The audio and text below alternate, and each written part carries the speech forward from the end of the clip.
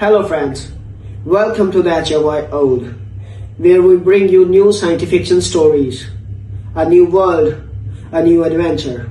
And yes, there is no robotic or AI voices here, only real human voices with real human touch. So let's start this journey, and please subscribe my channel if you like the stories and press the bell icon for the latest updates. Let's have a story. Okay. The acceptance letter arrived on a Tuesday. Mara Vasquez was eating leftover pad thai over her kitchen sink, still in her Academy of Earth Sciences uniform, boots untied, one sock damp from a puddle she'd stepped in on the walk home. She almost deleted the message.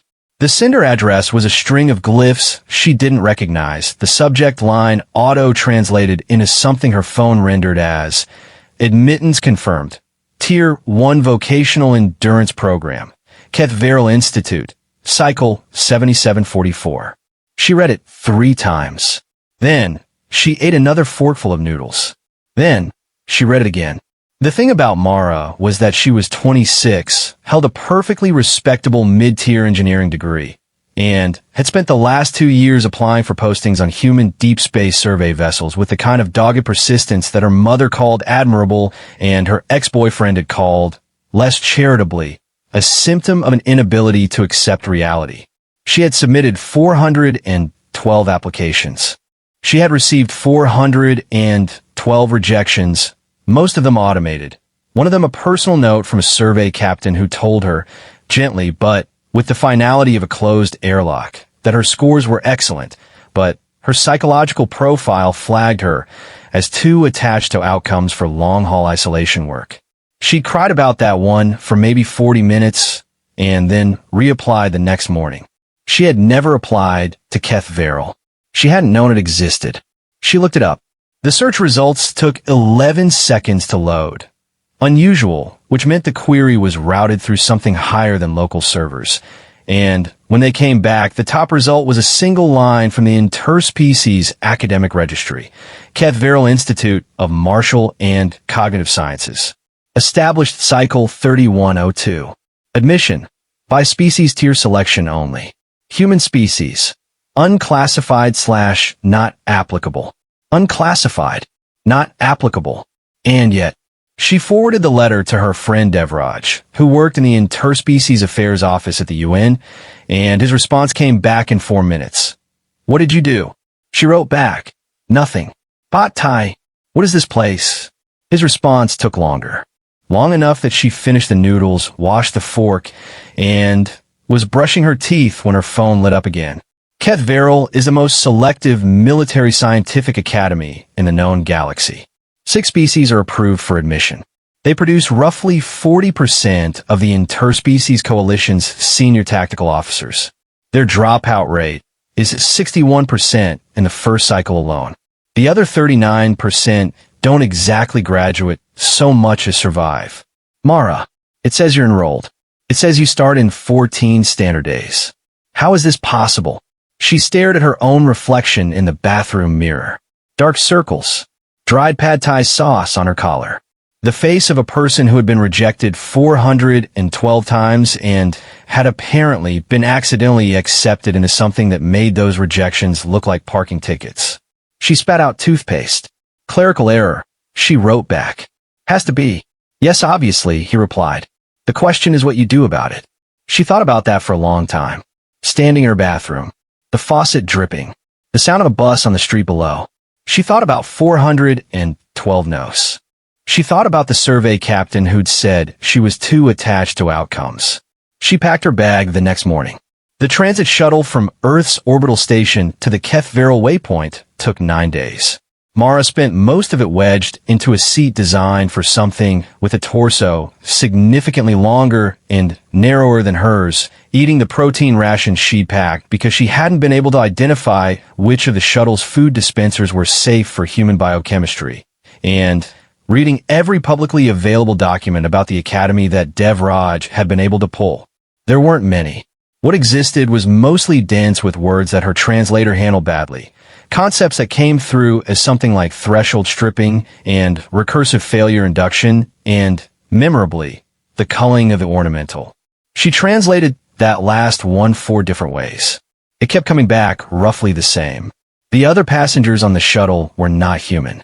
There was a Getheri pair, tall, gray-plated, moving with the slow, deliberate precision of species evolved in high-gravity environments, who noticed her exactly once, exchanged a look she couldn't parse, and then proceeded to treat her with a specific quality of indifference reserved for things that are not worth cataloging. There was a young Vorn, barely adolescent by the looks of it, six-limbed and iridescent, who stared at her for 3 hours on day 2 with the unsettling fixity of a creature that has never encountered something it cannot immediately taxonomize. On day 4 it spoke. "You are human." It wasn't a question. It had the flat quality of a field observation. "Yes," Mara said. "You are going to Keth Veril." "Yes." The Vorn was quiet for a moment. Its outer membrane, the iridescent part, cycled through 2 colors she didn't have names for. Then, it said, with what she was fairly certain was genuine puzzlement, "That is a mistake." "Probably," she agreed. "You will not last the first assessment cycle." She looked at it. Young, she reminded herself. Maybe the alien equivalent of a 14-year-old, though Vorn developmental biology was genuinely bizarre. "What's your name?" she asked. It seemed startled by the question, startled enough that its membrane flickered. "HFY Stories," it said after a pause. "Aimada."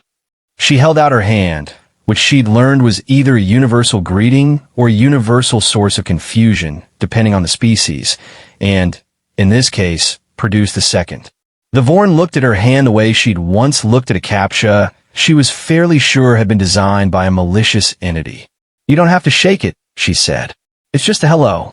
"Hello," said HFY Stories. "Is Keth Veril really that bad?"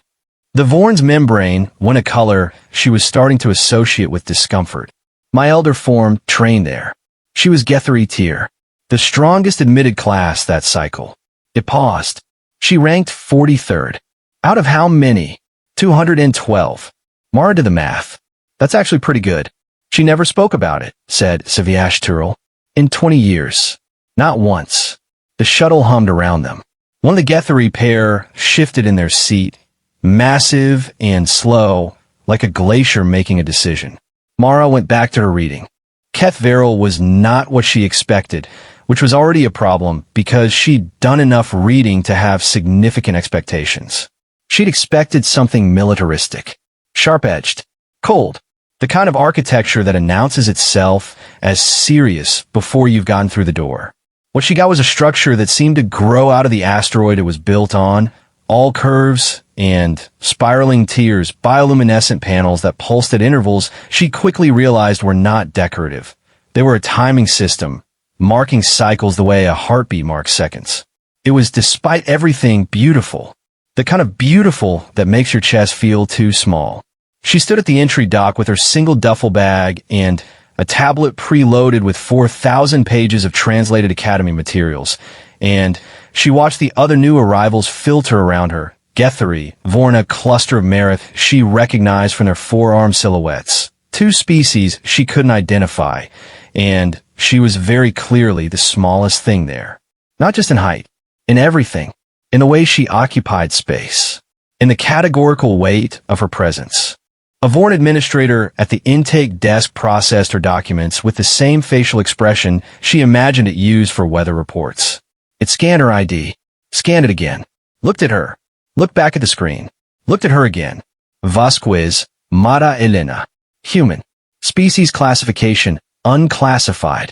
"That's me. You are aware this is Keth Veril." "I am." "You are aware that no human has previously attended Keth Veril." "I am." The administrator's membrane did something complicated. "We received no directive to reverse your admission." "I know." It stared at her for a long moment. Then, it printed her registration token, a small disc that pulsed faintly warm against her palm, and said, in a tone that she was almost certain contained the dry bedrock of pity, "Report to orientation at the 4th pulse. You will be assigned to Cohort 7. She pocketed the disc. "Thank you." "You are welcome," said the administrator, with the flat courtesy of someone completing a transaction they expect to be moot within a week. Cohort 7 had 43 members. By the time Mara found the orientation chamber, they were already assembled, a range of species and sizes that made the room feel like a diorama of the galaxy's general physical ambition, all of them selected, all of them the product of years of preparation and species tier qualification. She walked in and found a seat at the end of a bench, and the Marith next to her, forearms folded, dark scale, with the kind of resting posture that suggested it had never in its life been unsure of itself, turned and regarded her with the slow, deliberate attention of a species that processes visual information differently than humans do, taking her in piece by piece. "You are the human," it said. She was starting to think this was going to be a recurring feature of her social life here. "Yes, I am Torek Val." It didn't offer any of its hands, which given that it had for she felt was a choice. "I studied at the Marith Military Institute for 6 years before this. I ranked second in my class." "Congratulations," Mara said. She meant it. Torek Val looked at her the way you look at someone who has answered a question you hadn't actually asked. "Why are you here?" She'd been thinking about how to answer this. On the shuttle, in the transit station, in the 9 days of protein rations and academic documents, and the quiet background hum of "what are you doing, were you doing, were you doing?" "Clerical error," she said. "Someone in admissions filed wrong." Torek Val considered this. "And you came anyway." "I did, knowing you would be removed when the error was discovered." "Maybe." She looked at the front of the room, where an instructor was entering, Gethery, 7 feet, moving like a tectonic event. Or maybe they never corrected. "No directive to reverse," the intake administrator said. "That is not the same as permission." "No," she agreed. "But it's not a no." Torek Val was quiet for a moment. "You humans," it said, not unkindly, but with the tone of someone making a note they're not sure how to file, have a strange relationship with permission. The instructor reached the front of the room. The bioluminescent panels pulsed once, a long, slow beat, and the chamber went quiet with the completeness of a held breath. "Welcome to Keth Veril," said the instructor. Its voice was the kind of low that you feel in your back teeth. "You were admitted because your species deemed you exceptional. You are here because you passed every qualifying test your civilization has devised." A pause. The panels pulsed. None of that matters here. Mara's registration disc sat warm in her pocket. What matters here is what you do when everything you know stops working. She thought about 412 rejections. She thought about the survey captain's note.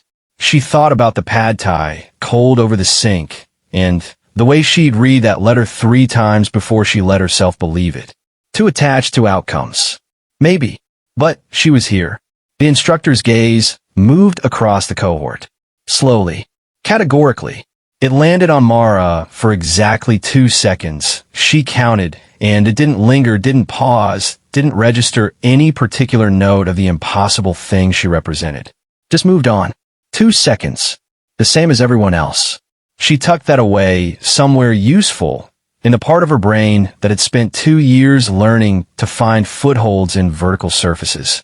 First pulse was tomorrow at dawn cycle. 43 members in cohort 7. A 61% dropout rate. First cycle alone. She did the math. 26 survivors, roughly. Give or take. She intended to be one of them. That was all. She was very clear on that with herself in the quiet of the bunk they'd assigned her. Barely long enough for her human-proportioned body, which was almost funny, before she closed her eyes and breathed out and let the pulse of the station's bioluminescent panels mark time in the dark. 1, she counted. The first assessment was called a threshold run. Nobody explained the name until afterward, and by afterward, Mara meant the approximately 30 seconds she was given to understand what was happening before it started happening to her. The concept, as best she could reconstruct it, a 3-dimensional obstacle environment, semi-randomized, physically and cognitively demanding, and calibrated. This was the part they did explain in the flat recitative of something they'd said 1,000 times to the physiological peak of the admitted species. She asked, through the translator on her wrist, what that meant for her. The proctor looked at her for a moment. A Vorn, older than Esivash Turl, with the settled stillness of someone who has administered enough suffering to be comfortable around it, and said, "Your calibration file was not found. You will run the Gethery standard." Gethery standard. The high-gravity species. 7 feet tall, plated, evolved to function under conditions that would compress a human spine like a paper cup. Okay, Mara said. The proctor looked at her again. The same look the intake administrator had given her. The same careful measurement of a thing it expected to be brief. You may withdraw without penalty at any threshold checkpoint, it said. There are 6. Thank you, said Mara. The gate opened. She ran. There's a thing that happens to humans under sustained physical stress that is very difficult to explain to species whose pain response is more linear. It's not that humans don't feel pain. They feel it acutely. In fact, they have an embarrassing quantity of pain receptors and an even more embarrassing neurological tendency to catastrophize physical sensation. But there's a layer under the catastrophizing. A floor. Something that cuts in somewhere around the point where the catastrophizing gives up. Mara had found that floor before, running a half marathon on a stress fracture she hadn't known about yet. 3 days without sleep in a systems engineering practicum. The 6 months after her mother's first cancer diagnosis, when she'd gotten up every morning and gone to class anyway, because the alternative was a darkness she decided, pragmatically, she couldn't afford. The threshold run found that floor around checkpoint 3. She was not fast by Guthrie standards. The obstacles, pressure plates, variable gravity corridors, load-bearing simulations, were scaled for bodies that outmassed her by a factor of 3. She had to solve them differently. The load-bearing simulation that was calibrated to a Guthrie's capacity meant something entirely different when applied to a human. The weight limit was roughly 4 times her body weight, which she couldn't lift, so she found the leverage point instead, rerouted the mechanism, made the structure carry itself. Was that cheating? She didn't know. She didn't stop to ask. Checkpoint 3 was a wall. Literally. A smooth face of material she couldn't identify, 8 meters tall by the Guthrie standard, but roughly 10 body lengths for her, with no visible handholds. The other members of Cohort 7 were navigating it differently. Guthrie ran a direct assault, leveraging raw vertical capacity. Meredith used their forelimb spread. The Vorn members she watched find frequencies in the material she couldn't perceive, locating microgrips with sensory organs she didn't have. She stood at the base of the wall and looked at it for 30 seconds, which felt like an hour, and the 61% dropout rate sat somewhere just behind her eyeballs. She took off her jacket. The material of the wall had a seam at the corner where it joined the floor housing. A structural seam, maintenance access probably, never intended as a feature. She got her fingers into it, got her feet onto the housing edge, 6 inches wide. Started climbing with the specific economy of movement she developed on a half-dozen survey training rock faces, where the principle is always the same. You don't need grip everywhere. You need grip in the right place. And you need to commit to the move before your brain talks you out of it. She got over the wall in 4 minutes and 12 seconds. The Guthrie average was 40 seconds. The proctor at checkpoint 3 noted her time. Said nothing. She didn't wait for a verdict and kept moving. She cleared checkpoint 6 at 2 hours and 7 minutes. The Guthrie top time was 54 minutes. Torek Val had finished in 1 hour, 22 minutes. Fast for Meredith, she'd learn later, because of its second-tier training, because of the 6 years at the Meredith Military Institute, because of what it meant to rank second in your class there. 8 members of Cohort 7 had withdrawn. 1 Vorn. 3 Guthrie. 4 of the species she still didn't have names for. Gone. Done. The first pull of the 61%. Mara sat on the bench in the recovery area with her jacket across her knees and her hands between her thighs because they were shaking and she didn't want to make a production of it. And she drank the recovery fluid a proctor had handed her, checked the ingredient manifest first because she had a list of human unsafe compounds on her tablet. And she wasn't dying by accident. Not here, and she stared at the middle distance and did breathing exercises her high school track coach had. Taught her and tried to remember what her name was. Vasquez. Mara Elena. 26. Earth. Here. Torek Val dropped onto the bench next to her. It was breathing hard in the multi-lung Meredith way, a sound like a bellows working in parallel. You finished, it said. Yes. Your time was 2 hours and 7 minutes. I know. That is the worst time in cohort 7. She looked at it. Is that a question? It considered. No. She went back to staring at nothing. Her hands were still shaking, which she was choosing not to find meaningful. What's the past threshold? There is no past threshold for the threshold run. It is diagnostic. They are mapping your limits. Oh, she thought about that. Then I finished. You finished, Torek Val agreed. There was something in its voice that hadn't been there this morning. Not respect exactly. Not yet, but something in the genus of respect, some early evolutionary ancestor of it. The proctor noted that your wall technique was never used before in this facility. It worked. It worked for you. It would not work for a Guthrie, or a Vorn, or a Marith, right? She flexed her fingers carefully. That's sort of the thing about methods. They have to fit the person using them. Torek Val was quiet for a moment. Its 4 arms settled into a resting configuration she was learning to read as thoughtful. You did not have a calibration file, it said. They ran you on Guthrie standard.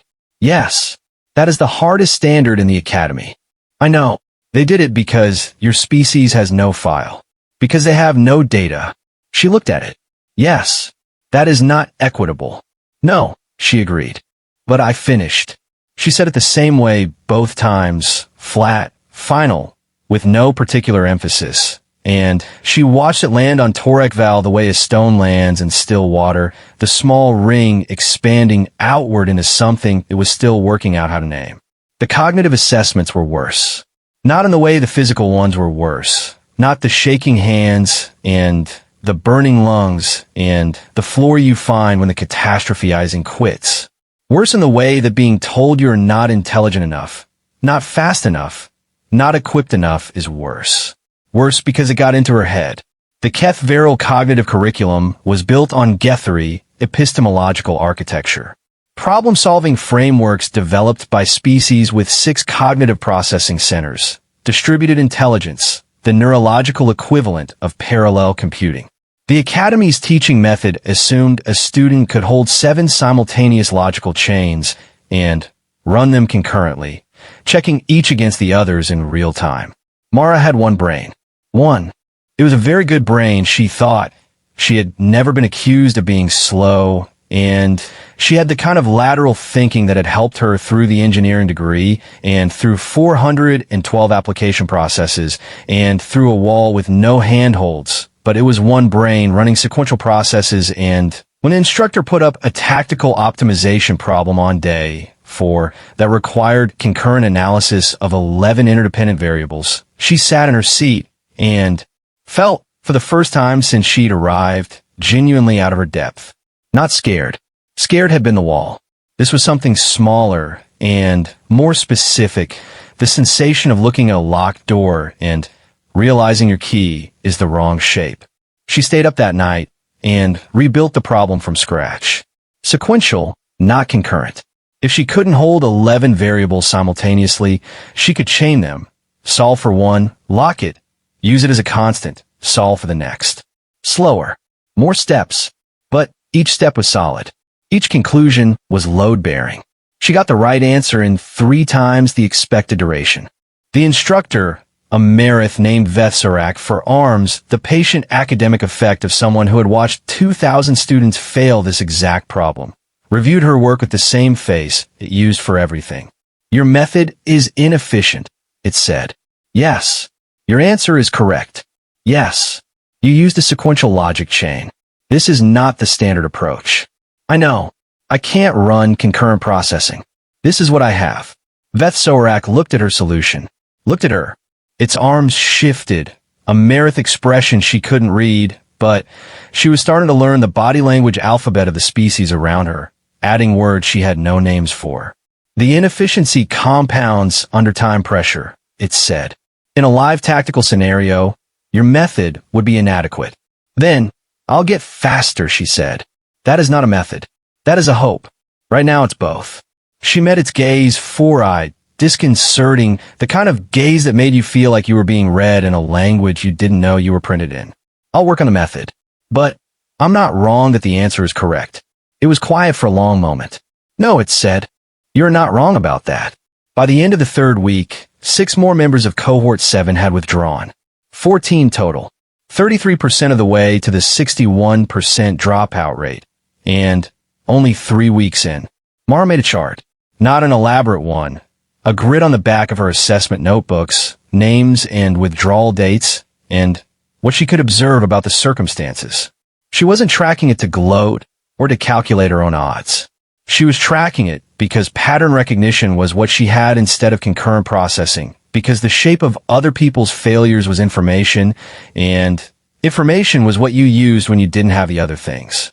She noticed that most of the withdrawals happened in the 72 hours after a major setback. Not after a single failure, but after a second failure that echoed the first. The first failure was survivable. It was the second one, hitting the bruise, that collapsed the willingness. She made a note of that. She also made a note that Torek Val had started sitting next to her at meals. Not always. Not with any declaration. Just there. The way a ship starts to find its bearing by degrees, through accumulated small decisions, until it's pointed somewhere definite. On day 20, it said, your sequential logic method. I watched you apply it again today. And I tried on yesterday's problem. The one that required concurrent variable mapping. She looked at it. You ran it sequential? Yes. As an experiment. How'd it go? It did the forearm thing that she now understood meant the Meredith equivalent of a rueful shrug. Slower. Significantly. But I found an error in my concurrent analysis that I had missed. She nodded slowly. You missed it because you were running too fast. Perhaps. A pause. Your method is a quality check. For some problems, she said. Not all. No. It looked at her with the same measuring quality as that first day, but different in degree, or maybe in intent. You do not have what we have, but you see things we miss because we're moving too fast to see them. Different tools, she said. Different shapes. Torek Val was quiet for a moment. Then, Veth Sorak reviewed your last 7 assignments. I was nearby. She said your solution to the siege topology problem was the only one in the cohort that accounted for supply line fatigue. I did 17 historical case studies on siege failures, Mara said. I figured if I can't outcompute, I can outprepare. Torek Val looked at her with the full weight of 4 eyes. That, it said slowly, is either very smart or deeply irrational. Usually both, she said. With humans. The collapse simulation happened on day 41. Nobody called it that. The official designation was the 72-hour cascading systems failure assessment, which was long enough to seem clinical, precise enough to seem manageable, and wrong enough about both qualities that Mara would later think the naming itself was part of the test. The scenario, a deep space installation, 6 systems critical, 6 teams, 1 human standard environmental deterioration clock, and a failure architecture that the Academy had specifically designed to exceed the problem-solving ceiling of any single species working alone. The point, as far as she could reconstruct it from the briefing materials, was not to succeed. It was to fail gracefully, to demonstrate controlled triage, strategic abandonment of secondary systems, preservation of core function. The point, as Mara read it, when everything goes wrong, show us what you protect and what you let die. She was assigned as a sub-coordinator on Team 4. The team lead was a Gethri named Yuar Vosketh, older than the other students, 2 years of coalition military service before the academy, the body language of someone accustomed to being the largest and most certain thing in any given room. Yuar Vosketh looked at the team roster on day 1 of the simulation and, upon seeing Mara's name, said nothing. The silence had a shape to it. Rectangular, load-bearing, final. She was assigned atmospheric monitoring. Atmospheric monitoring was, she understood immediately, the lowest priority system in the simulation. The kind of task you give to the person you've already written off, keep them occupied with something where their failure is contained, doesn't cascade, doesn't hurt the primary mission. She recognized it the same way she'd recognized the survey captain's rejection letter. The specific quality of being managed around. She took the atmospheric monitoring post, and she did not say anything about it. She also quietly cross-indexed her atmospheric data with every other system dashboard she could access from her station. Hour 14.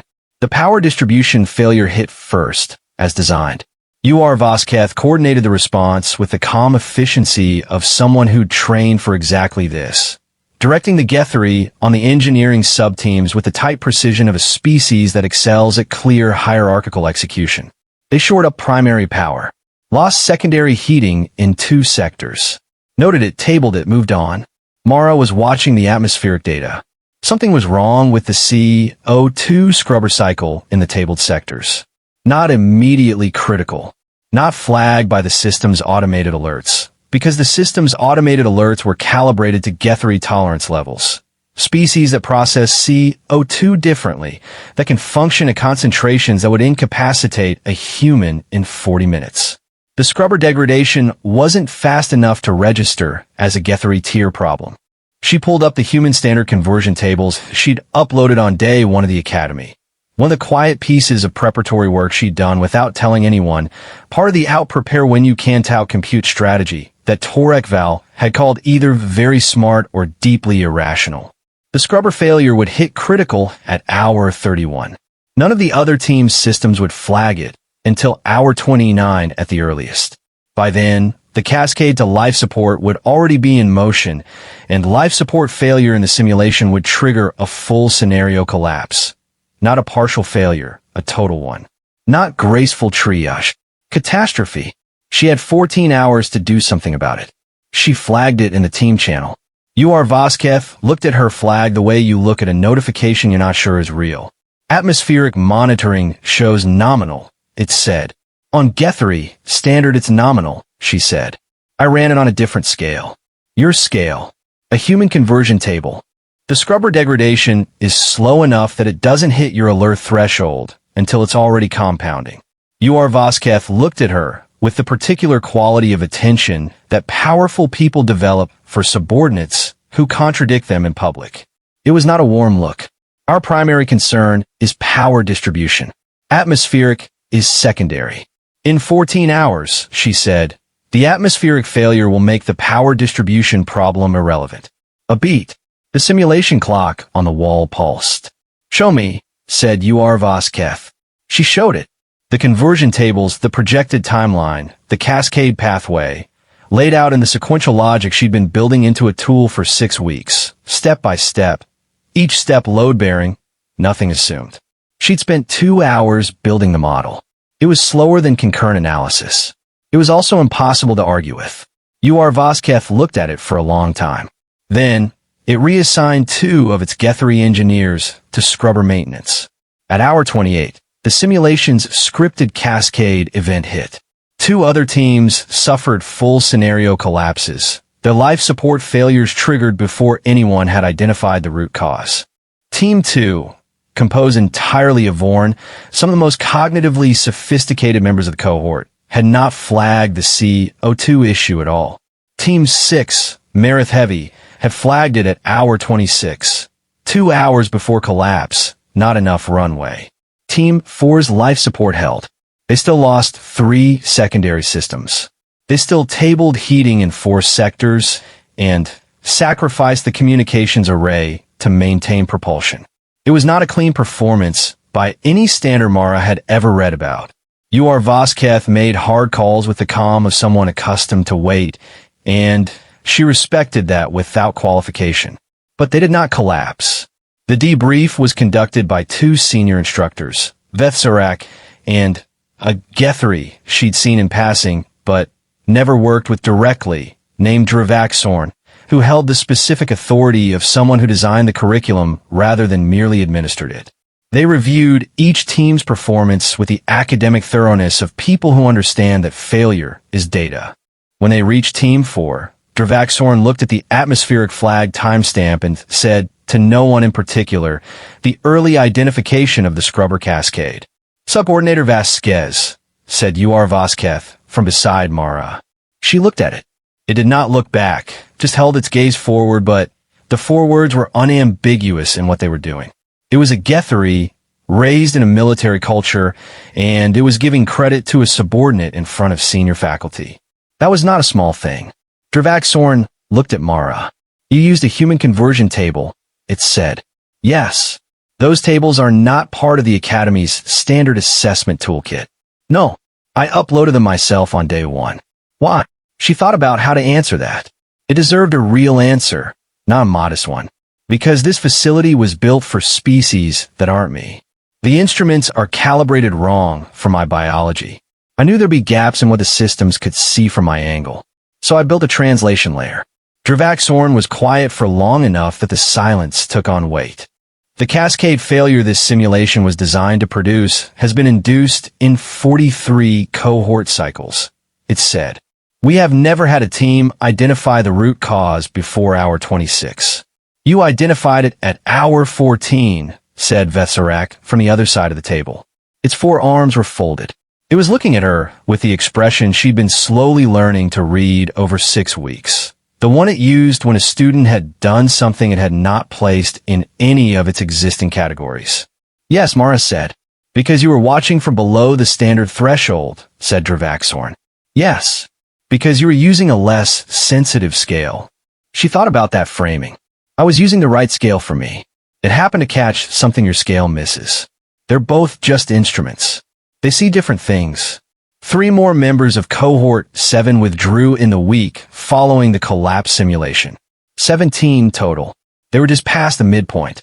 The 61% dropout rate lurked at the edge of her peripheral vision like a storm front she'd been watching for so long it had become weather. 26 remained. She was one of them. She'd stopped being surprised by that, somewhere around week 4. Not because she'd become confident. Confidence was the wrong word, she thought, for what she developed. It was more like she had found the specific shape of what she could do, and she had stopped apologizing for it not being the shape everyone else was doing. The Academy was calibrated wrong for her, and she had built her own calibration. That was not a workaround. That was the method. Torek Val put it differently. They were eating. She'd figured out the food dispensers by week 2, had a short list of safe options, had quietly noted which proteins restored her fastest after physical assessments. And it said, without preamble, I have been thinking about what you said, about methods fitting the person. What about it? My concurrent processing is faster than your sequential logic. In most scenarios, significantly.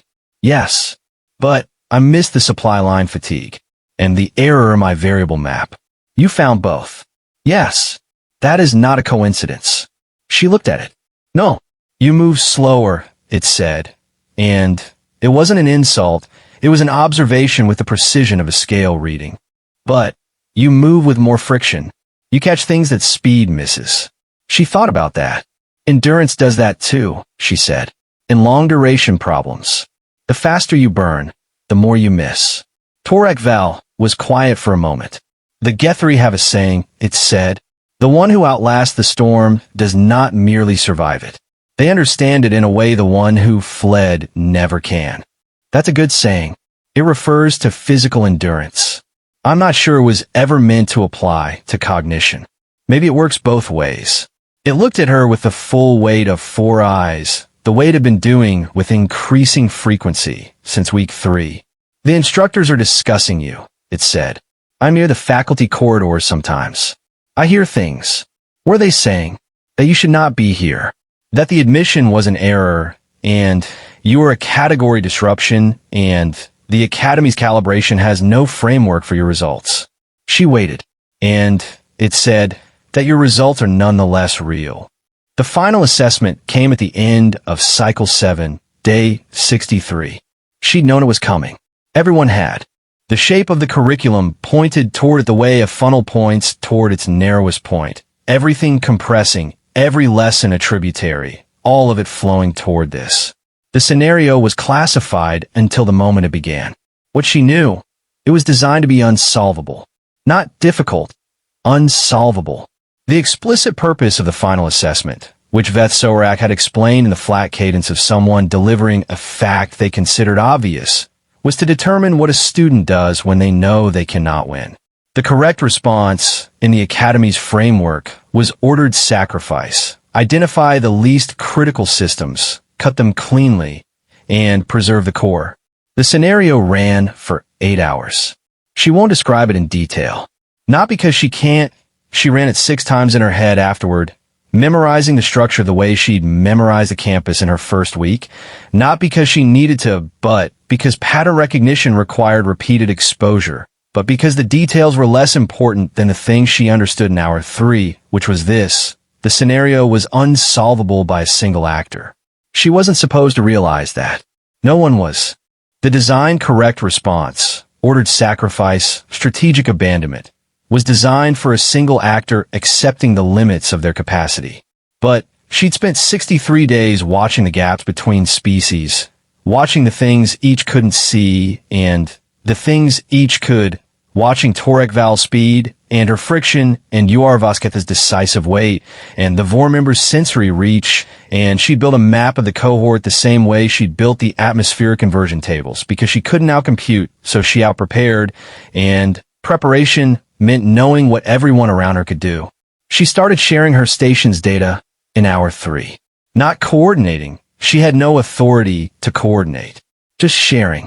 Flagging what she could see from her angle, tagging it with the relevant station's channel, letting the picture she was building from 20 different data streams flow toward the people equipped to act on each piece of it. Not leading, not commanding, something more like translating, being the junction point where information moved between people who weren't looking at each other's screens. By hour 5, Torek Val had picked it up. By hour 6, 3 other team members were feeding back to her. By hour 7, the cohort was running something that didn't have a name in the Academy's curriculum, something that felt, to Mara, like the most natural thing in the world, a distributed network held together by a human being who'd had nothing better to offer than her attention. They didn't solve the scenario. The scenario was unsolvable. They lost 40% fewer systems than any previous cohort in the Academy's recorded history. The debrief was not like any debrief she'd attended before. Dravak Sorn and Veth Sorak were there.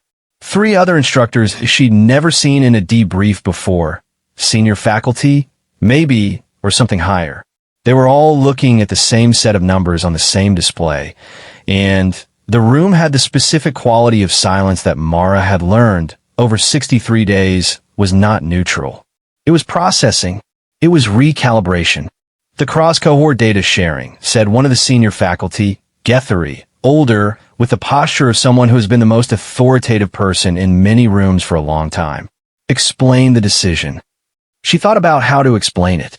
I couldn't do what everyone else was doing, she said. I couldn't run concurrent analysis. I couldn't hit the physical calibration benchmarks at standard speed. I was always slower, always working from a different instrument. So I started watching what everyone else was watching, and I noticed the gaps between what each of us could see. And gaps are only dangerous if no one covers them. She paused. I couldn't fill the gaps, but I could find them, and I could tell people where they were. The senior faculty member looked at her for a long time. The same categorical measurement she'd been receiving since day 1, but different in character. Not the brief accounting of something expected to be temporary, not the clinical note-taking of data being filed under unclassified/not applicable. Something else. Something she didn't have a name for yet in the vocabulary she was still building. You are aware, it said, that the Academy has no precedent for your presence here. I know. We have no framework for your results. I know. Your individual metrics are at the lower quartile of this cohort in every timed assessment. Yes. And yet the cohort's collective performance in the final assessment was the best in 43 recorded cycles. She didn't say anything. There wasn't anything to say that wouldn't be less than the fact itself. We have a category, said the senior faculty member slowly, for students who perform at the highest individual level. We do not have a category for what you did. You might need one, she said. The silence that followed was long enough that she could feel Torek Val, seated beside her, hold very still. The admission error, said Dravak Sorn, from across the table. Its voice was careful in the way that speech is careful when it is selecting words from among words it has rejected. When we reviewed it, we expected to find a simple clerical failure, a misrouted file, a species code incorrectly entered. And? She asked. And we found a misrouted file, it said. But we also found that the admission algorithm had evaluated your application materials. 413 applications to various postings, a detailed record of problem-solving approaches, a pattern of persistence under rejection that the algorithm apparently read as a qualifying metric. She stared at it. The algorithm evaluated my rejection history. It was not designed to do so. It was a consequential error, a pause, or possibly not an error. 413. She'd filed one more application to Keth Verrill by accident and hadn't even known it. The senior faculty member stood. The other instructors stood with it, the room reorganizing itself around a formal gesture she didn't have a name for but understood in her body as significant. Keth Verrill has produced 11,412 graduates in 43 cycles, it said. We have never before considered expanding our admission classifications. She waited. We are considering it now. The room was quiet. The bioluminescent panels pulsed, once long and slow, the way they did at transitions. I want to be clear, it continued, that this consideration is not because you performed at the highest level. I know, she said. I didn't. It is because what you did could not have been done by a student performing at the highest individual level. It looked at her with the full weight of a being that had spent a long career understanding what excellence meant and was now revising the definition. You performed at your level, and in doing so, you elevated every other level in the room. Torek Val's forearms shifted beside her. She didn't look at it. She was looking at the senior faculty member, holding eye contact the way you hold a handhold on a wall with no footholds, because the next move required this one, and this one required you to commit. There will be a review, said Dravaxorn. Your performance record will be submitted to the Coalition Academic Registry. Your species will be reclassified, not unclassified / not applicable. Something else. Something new. What will it say? She asked. The room was quiet. We will have to write it ourselves, said the senior faculty member. We have no existing language for it. Mara Vasquez left Keth Verrill at the end of Cycle 7 with the lowest individual performance ranking in her cohort, and a commendation that Dev Raj, when she forwarded it to him, sat with for a long time before he wrote back. What does it say? She asked. He sent her a screenshot. The translation was imperfect, the way translations always were. The Coalition Academic Registry's rendering software built for species that were not her, calibrated to thresholds she had long since learned to work around. But the core of it came through. It said, first of a new classification. Human. Characteristic. Sees from below the threshold. Recommended for all integrated operations requiring detection of cascade failure vectors invisible to single species analytical frameworks. It said, do not underestimate this species' absence of limitations. It said, they know how to make what they lack into what they have. She read it 3 times. Then, she forwarded it to 412 addresses, every survey vessel that had ever sent her a form rejection, every automated no, every polite, but final door, and she wrote above it a single line, for your records. She didn't wait for responses. She already had somewhere to be.